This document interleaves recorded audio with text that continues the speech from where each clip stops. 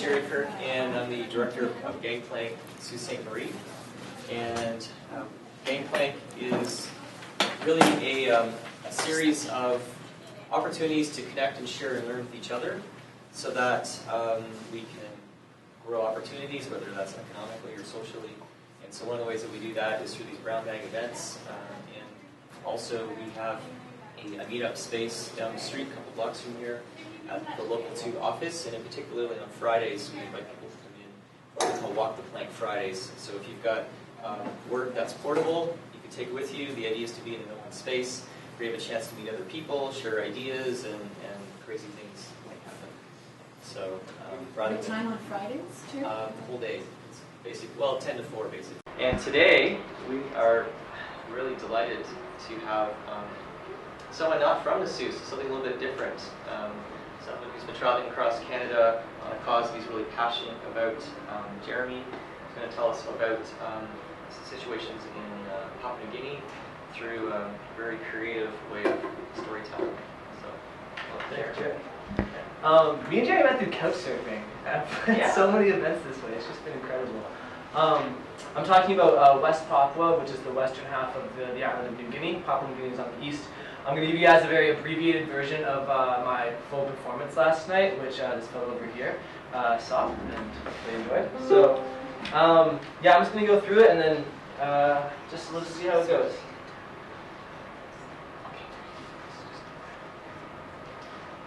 This is my 21st performance. I think I'm at like 4,500 kilometers now.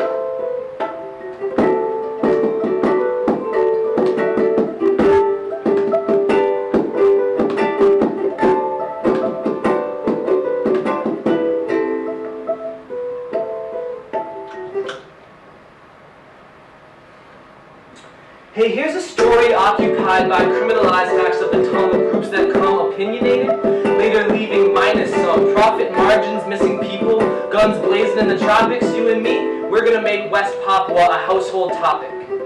Let's go back. Here I am at 21, and I'm thinking it's time to get engaged. I'm hot to trot, I'm ready to run, I'm hydromatic. Mr. Clean, it's my time to change the scene. Then my friend, she asked this favor of me, so I agreed, and next thing I know, I'm at a booth exchanging information for signatures about a place I heard about 2 days before. Benefit concert, movie night, we served hot chocolate with a pamphlet, and my mind is growing ideas like branches. People need to understand this. 100,000 dead and counting, that's the kind of story shown on international news outlets, but it's not, at least not much, so I think maybe I should go across the country, speaking on behalf of people that I don't know. Well, that won't work. That isn't right, so what to do? Oh. Man, I flew to Indonesia. I took some local language classes. Now I'm here to tell you all about some things that's really happening. There's policemen in the streets, they're shooting guns because they're seeing people demonstrating, raising flags, and asking for their freedom, screaming, we don't need you here. And we won't respond to pressure, except insofar to say that it comes from the oppressor. We've lived in occupation now for 2 damn generations, seen too many of our family members killed or getting taken, seen too many of our daughters, sisters, mothers be abused, seen too many years of living under rule we didn't choose. And they'll point up to the sky, toward the flag that's waving there, as if it were a reference point for all the things that they declare. 50 years ago, they'll say, when that flag had just been sown, we raised it for the first time. We raised it as our own, and it always will be ours. It doesn't matter how illegal, it doesn't matter that for raising it, they'll throw us in a jail cell, because every time that happens, our resolve is growing stronger. The fight's been 50 years, and we're going to fight for 50 longer. They base and they put the spice in their face, and they force them to beat them to answer the right answer. So, first things first, I want to thank you all so much for coming out to this event, because the first step is just hear what it's all about. You know, there's a couple of other steps. I got some postcards, petition, but for now, the only thing you really need to do is listen.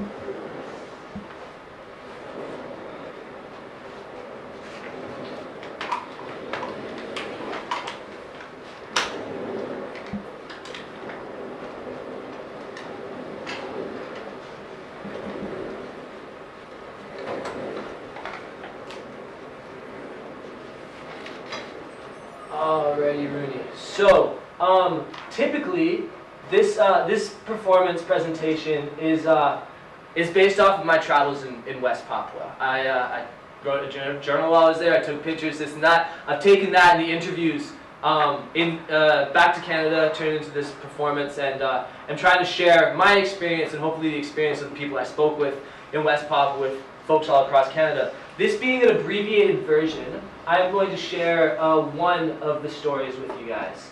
And we are going to go to one of my favorite places in West Papua. This is Wasior. There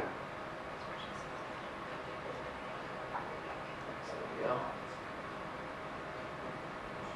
Oops.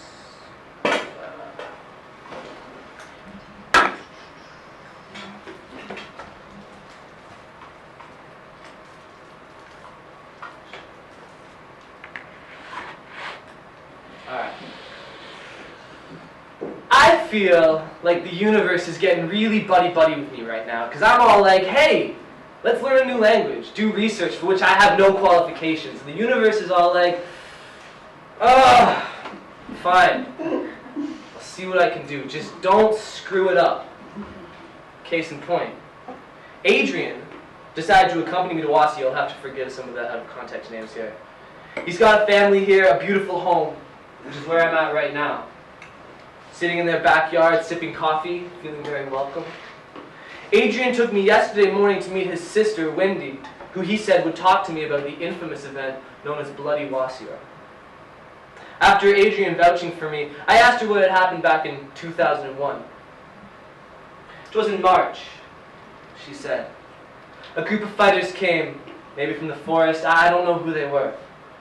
They were angry about all the logging here, so they attacked the company. 9 people died, and 5 of those were Bree Mob. You know Bree Mob, yes?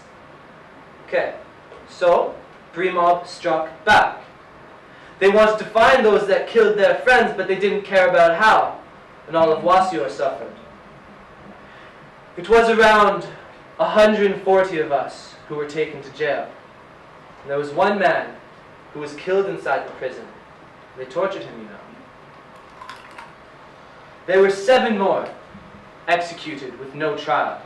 There was one man, his body was found in a rice bag that had been dumped into the river. And when we opened it, couldn't recognize him. So, this is one of the worst stories we have here. Now, what's it like in Wasior now? I asked him. Are people still scared? Yes, people are still scared to talk about this. Why? Because they will be attacked or persecuted. The ones that feel like they want to talk about it are scared that they will be hurt. It's a memory that's still haunting this town. I mean, it's not something that a community can really get over, especially when there's been no justice.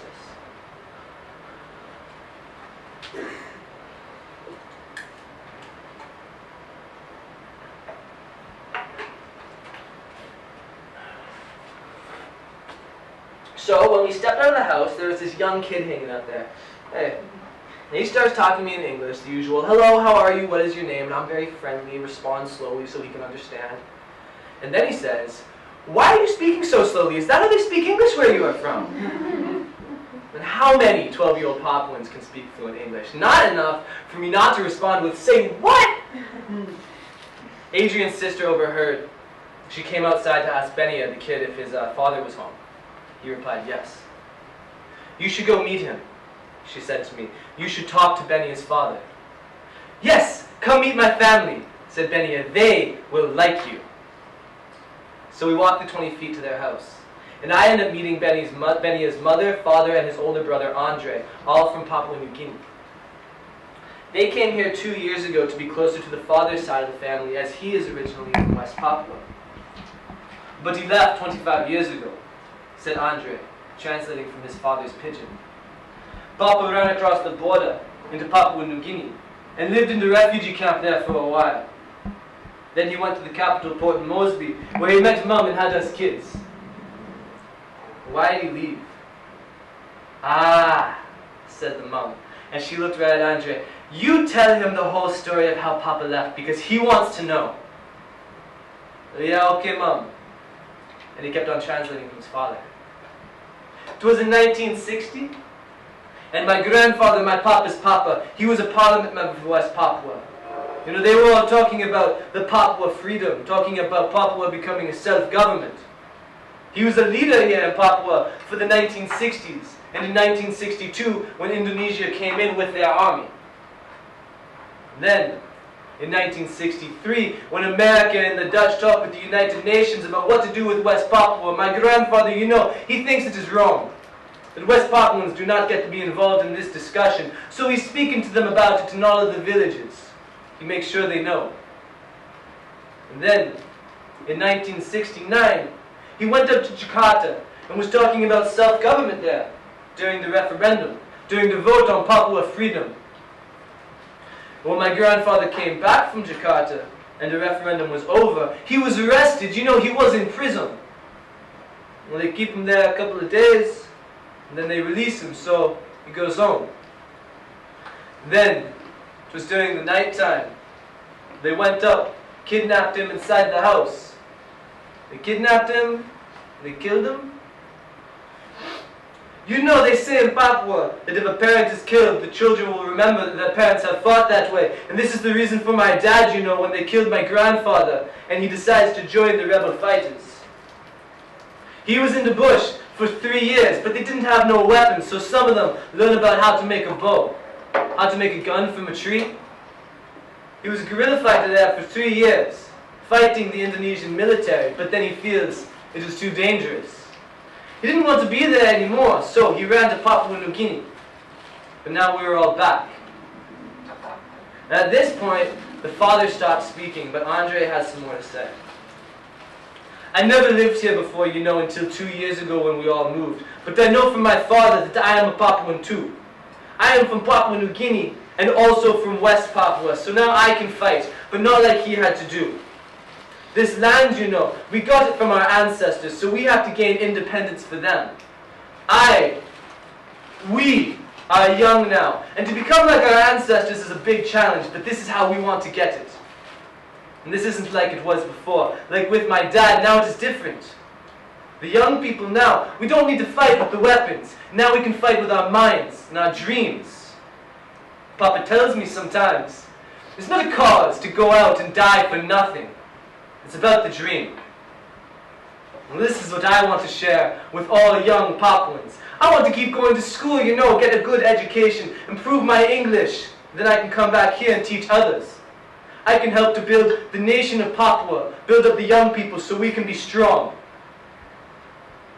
Torrential rain fell while we spoke and kept on going for a few hours afterwards, so they invited me to stay for dinner rather than deal with getting back to Adrian's in the storm. We ate fish and rice together by lamplight. It was still pouring when Andre gave me a ride home later that night, but I wasn't bothered because I figured I'd already met my quota that day for incredible experiences. I'm going to share one more thing from my performance with you guys. This is not actually my last interview, but I frame it as my last interview. This is my second to last interview while I was in West Papua. Or an excerpt from it.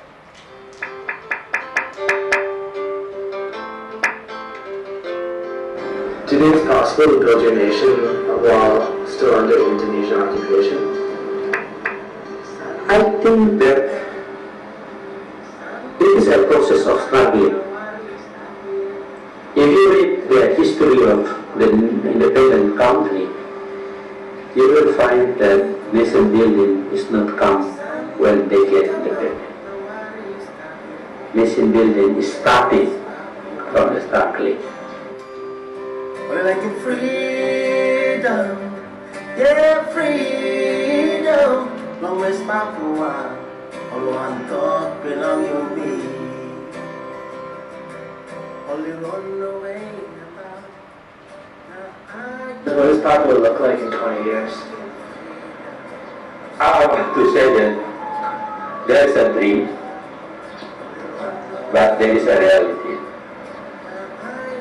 My dream is I want to live a free people, free man in my land.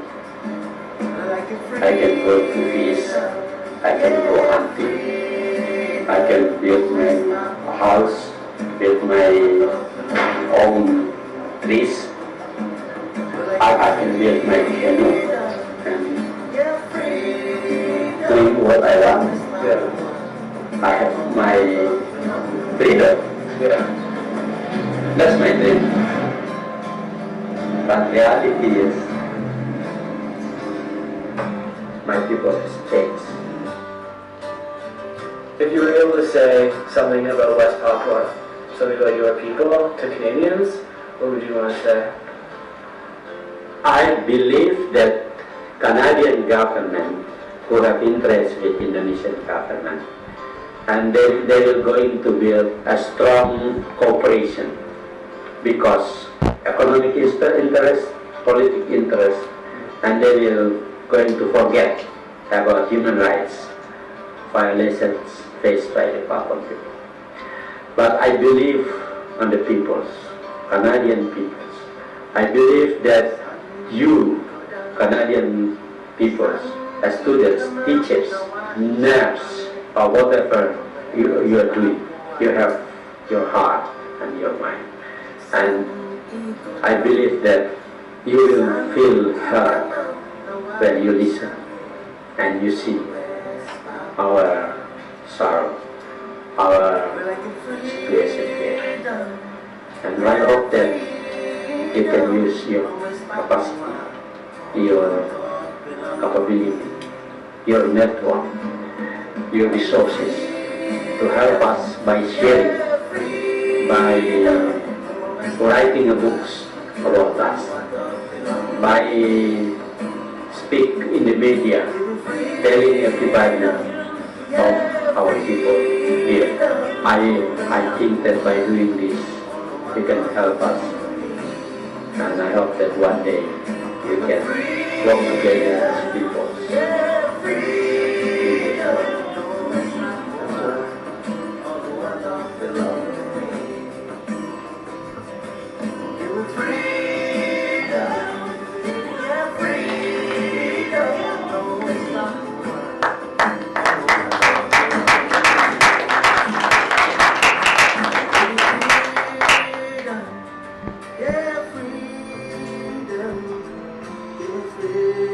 Thank you very much. Yeah. Got any questions? How long ago did you travel there? I was there in the fall. So I was in West Papua for like all of November and the beginning of December and end of October. Yeah. So pretty recently. What's the population of Russia? There's like 3 million-ish living there, and right now the indigenous Papuan population is just under half of that, which is one of the issues that I cover in another piece of the performance, is that number, that ratio is constantly increasing, so that West Papuans, indigenous people of the land, are becoming very, very quickly a minority, and a smaller and smaller minority every year.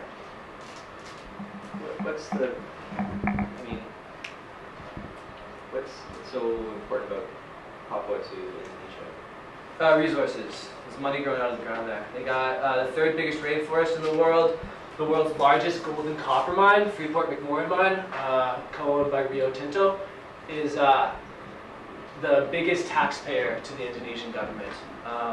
So it's natural resources and it's living space as well. Living space where there is something to create an economy where people can live, because Indonesia, a lot of it, is really overcrowded, especially the island of Java.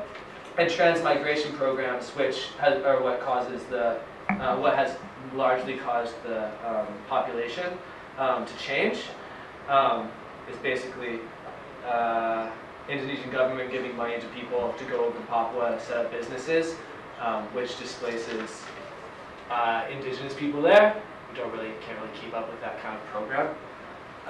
So it's just space. It's money. It's money. What piqued you interested in? Just a friend asked me a couple of years ago, almost 3 years ago now, and it's not really like it was just the right. I don't even know if it was the right issue. It was just the right time. I was at a point in my life where I thought it was worthwhile to start caring about others in the world at large. She brought it up to me, and it snowballed from doing sort of low-level pieces of activism, so like film nights, discussion panels, that kind of thing, just in Victoria. And I developed this idea, rolled with it, got bigger and bigger, and now I'm on the road. So it just sort of, yeah, it was the right time. Jeremy, I saw that you infused a lot of creativity into how you tell the story, using your own talents with music and also with doing the film pieces of it.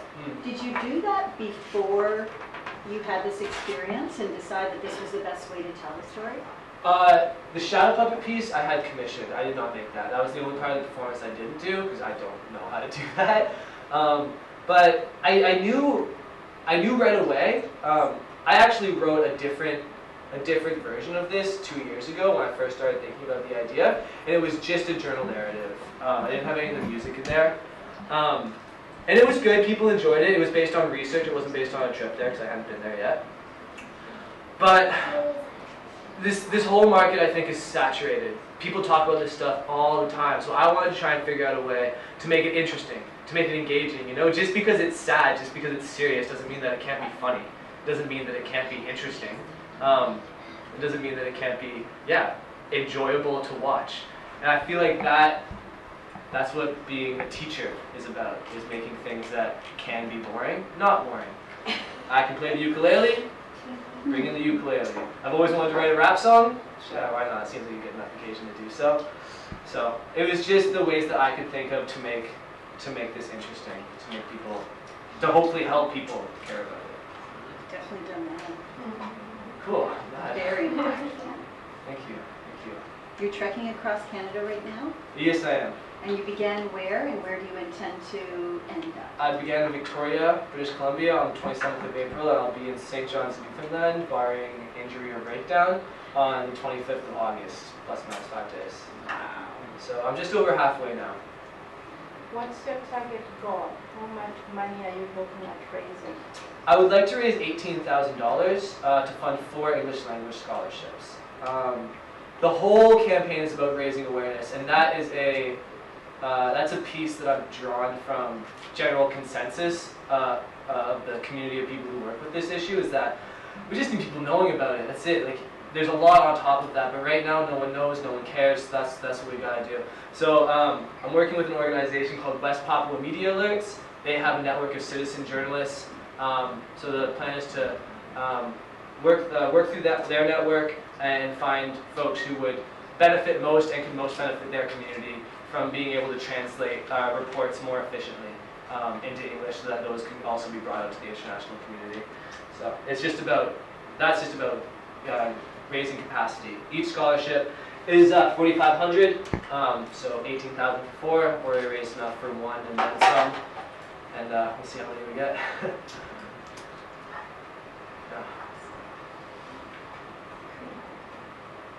Right on. So, over on the table, if you have a moment, green cards have some points on the back about what's going on in West Papua, who to contact in Canada, how to find your MP's information, the ambassador to Indonesia and the Indonesian embassy. The red cards are postcards. You can take those yourself or fill them out here and leave them. Those are designed to go to the House of Commons, to your local MP, to create a sense that there is a democratic foundation in Canada for this to be part of our foreign policy. Petition as well, where you can put your email if you'd like to be part of the mailing list. If you are keen to donate or want a tax receipt, there's forms here that you can fill out. Leave those with me, and I send them back to Victoria, where the charity I'm working with processes them and sends you a nice piece of paper.